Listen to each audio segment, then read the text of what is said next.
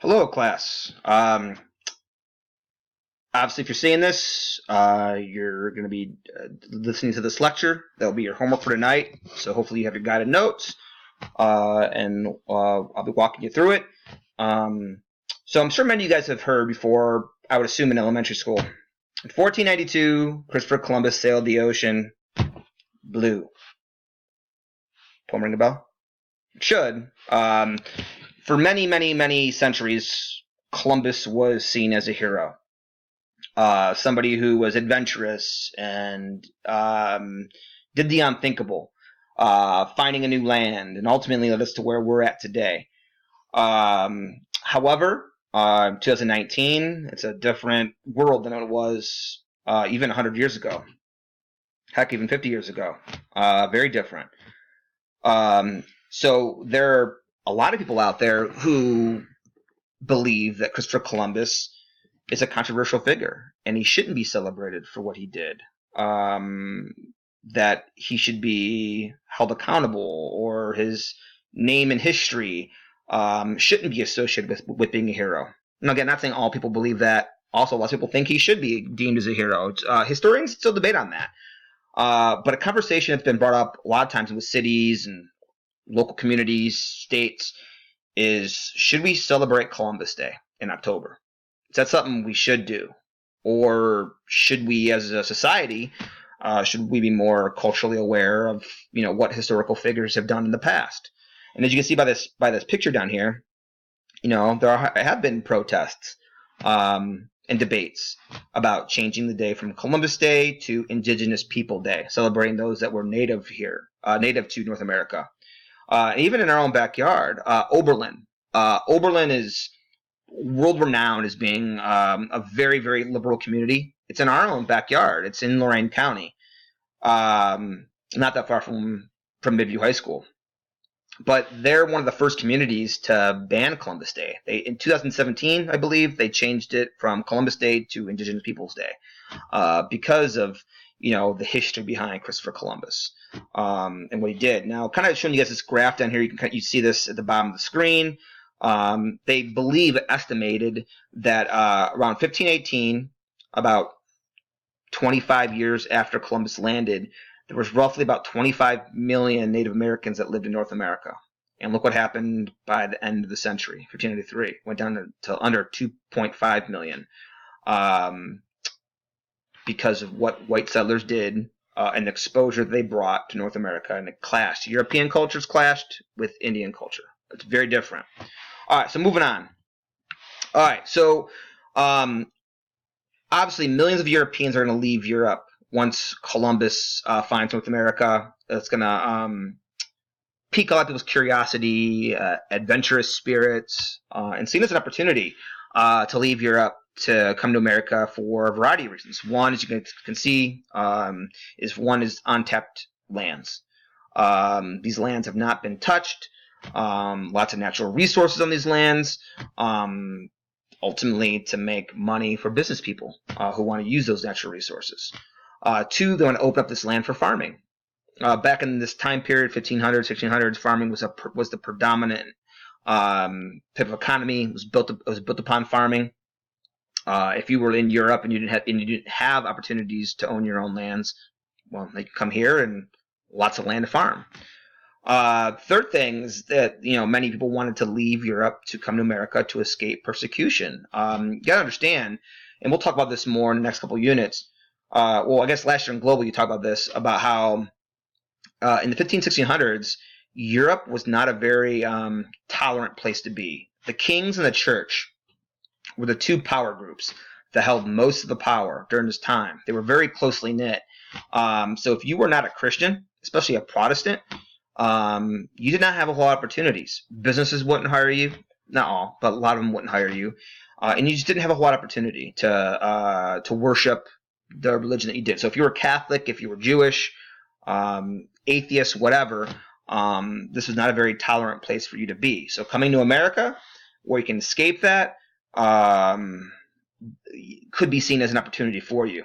And the fourth thing is the adventures and the new start. If you had nothing in Europe to keep you there, And you heard all these rumors about North America and, all this land and untapped potential. Stuff you dream about. The whole kind of cowboy spirit, so to speak. This really appealed to some people. Kind of roaming the lands and that kind of thing. So for some people, that really enticed people. All right, so kind of fast forwarding now to 1700s when the 13 colonies were established. Okay, so you have this idea. You have 13 colonies, as you guys have all learned, right over here. See my cursor down here. Virginia, New York, Pennsylvania, Massachusetts, etc. Looking to expand. Going from 13, obviously, to where we're at today. We'll start somewhere, and it starts with the idea of something called manifest destiny. This is a very, very important term that we're going to talk about not only today in this unit, but for the rest of the school year. It's one of those buzz state test words that you're really going to need to know.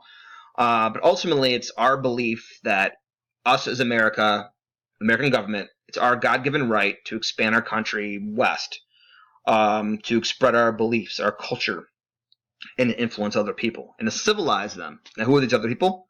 Native Americans. Culturally, we were very different from Native Americans. You have the European thought of education, and we spoke English, we were Christian, even how we dressed with our fashion. Comparing that to Native Americans, where the language was different, the religions were very different, how they looked was very different, fashion was very different. So we thought it was our duty to try and civilize them, to educate them, to convert them, to save them, so to speak.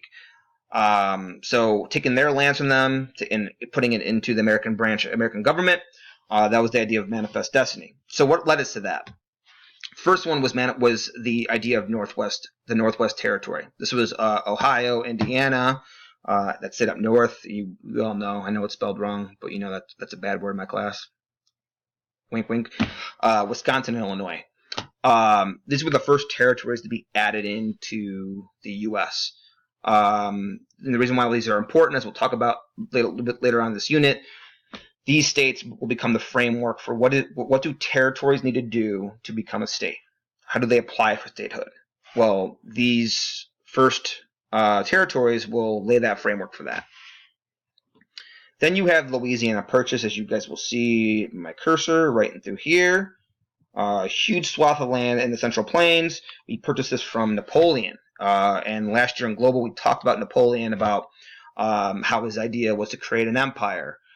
We purchased that from him because Napoleon, he had some troubles in the Haitian Revolution, spent lots of money, lots of deaths, and ultimately he wanted to create an empire, got starting in Europe. So he sold us this land to help finance the Napoleonic Wars. The third thing that will lead to expansion from people leaving East Coast to West Coast was the idea of the gold rush. Again, the adventure, making millions quick, freedom, but ultimately technology will make this possible with the advent of the steam engine, railroads. Become a lot easier for people to leave East Coast to West Coast once they link the continent. And the fourth thing is the Homestead Act. This was a government program that, again, enticed people to leave East Coast to go out west.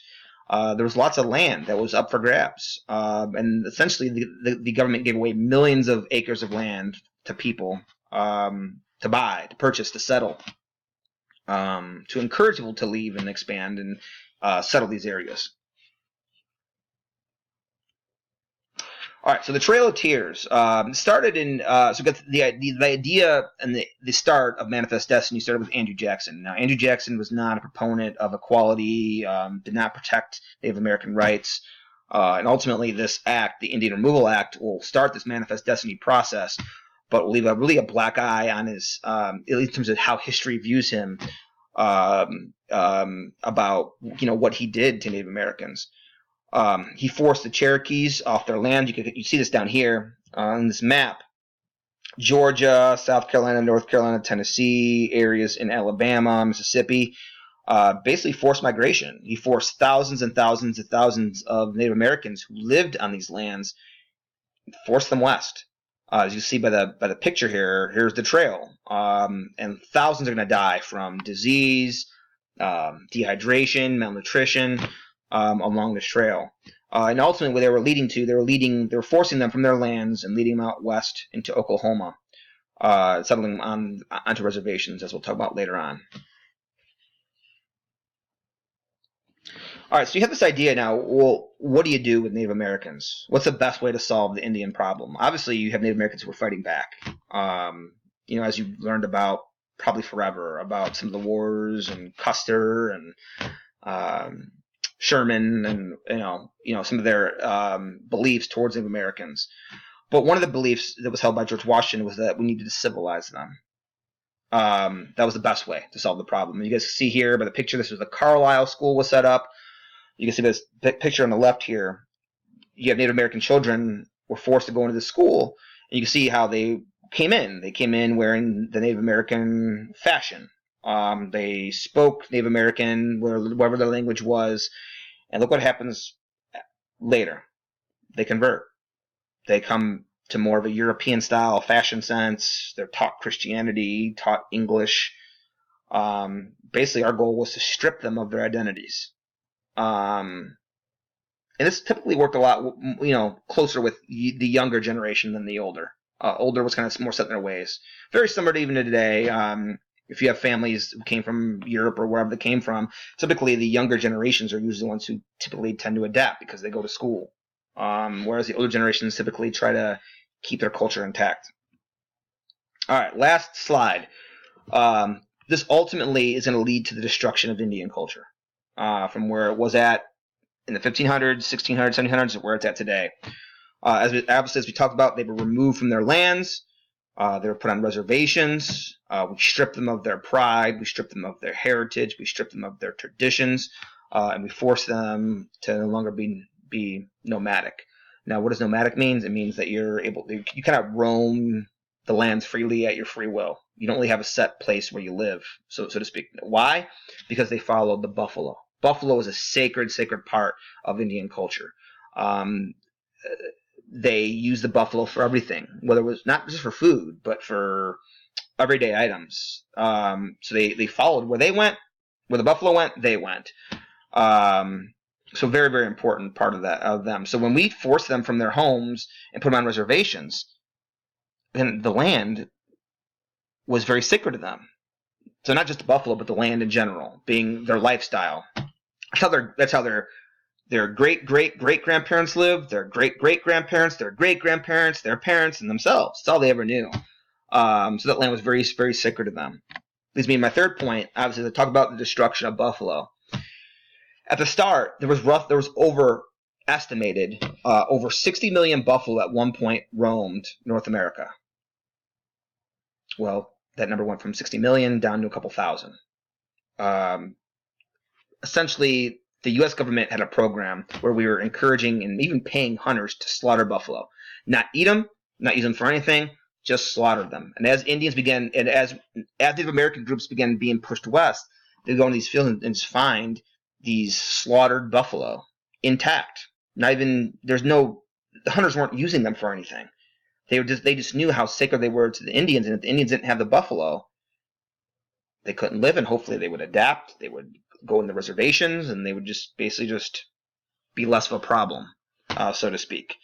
So that's where the idea of genocide came to be. Was their intention, the U.S. government's intention for this program, their intention towards Native Americans.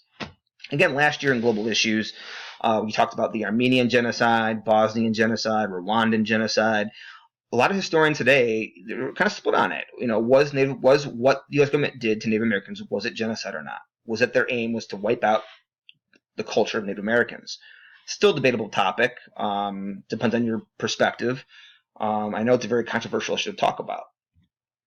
And then finally, the last thing is that they wanted to teach American culture, schools, Christianity, fashion, wipe them of their old ideas. All right. So anyway, that is it for Guided Notes. We'll talk more of this in class tomorrow. Thank you and have a good night.